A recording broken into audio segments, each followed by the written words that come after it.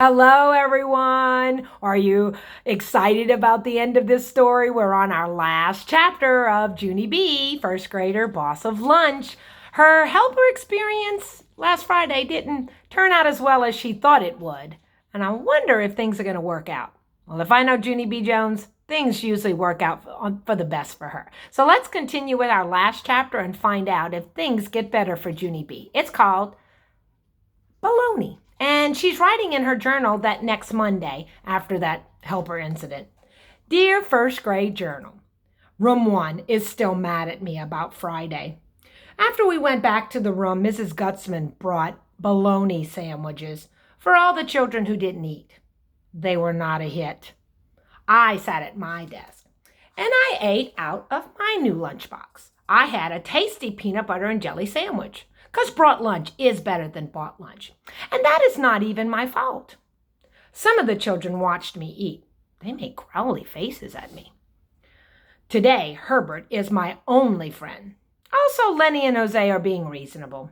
I wish Friday never happened. From Junie B, first grader.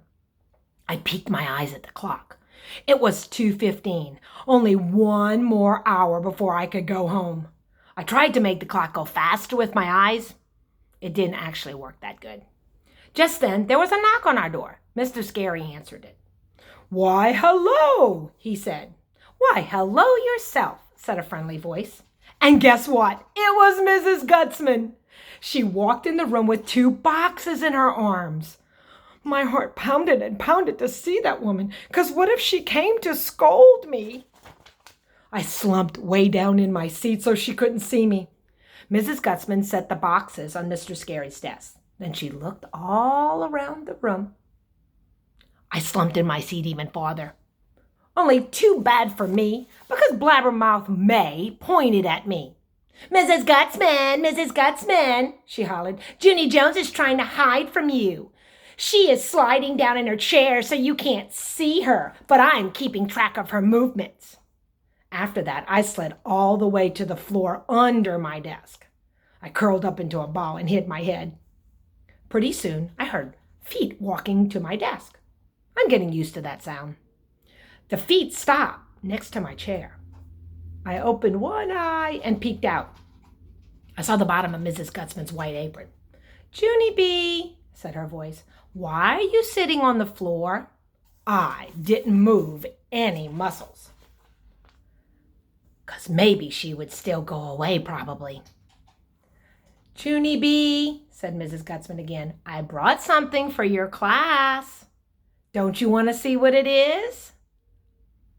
I shook my head real fast. "No, thank you," I said. "I don't want to see it, and so you can be on your way now, please." Then all of a sudden, I heard a loud groan. And what do you know? That woman squatted right down next to me. I was shocked to see her. "Mrs. Gutzman," I said, "what are you doing down here?" Mrs. Gutzman did not look comfortable. "Please, Junie B, I need your help," she said. "I brought cookies for your class today, but there's no one up there to help me pass them out." I rolled my eyes way back in my head, because that was not even the truth, of course. "Yes, there is, Mrs. Gutzman," I said. "There's lots of people up there to help you." Mrs. Gutzman shook her head. No, you don't understand, Junie B." After that, she reached into her pocket and she pulled out a pair of plastic mitts. "I need a real helper, Junie B," she said. "I need someone with experience." Mrs. Gutzman smiled, kind of painful. "Please," she said, If we don't stand soon, I'm going to fall right on my keister, and you'll never get me up." I did a teensy smile, because that was a little joke, I believe. Finally, I crawled out from my desk, and I helped Mrs. Gutzman stand up. "I guess I can help you pass out cookies," I said, kind of quiet. "But some of these children are still very mad at me, you know." Mrs. Gutzman held my hand. "Yes, well, I think maybe I can fix that," she said. After that, me and her walked to the front of the room together, and Mrs. Gutzman showed everyone the cookies.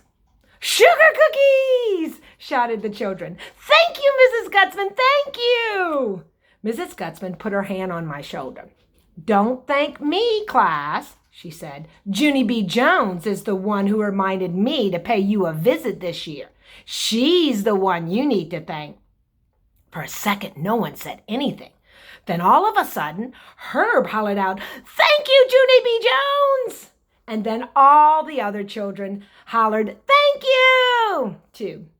I grinned real big, 'cause those words felt happy in my ears. After that, I hurried back to the sink and washed my hands. Then I quick put on my mitts and ran back. Mrs. Gutzman gave me a thumbs up.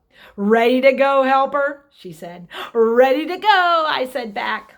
And so then both of us passed out all the cookies together.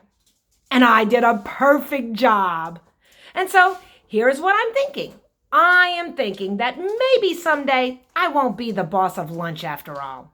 Maybe someday I will just be the boss of cookies instead, because boss of cookies is the most delicious job I ever heard of.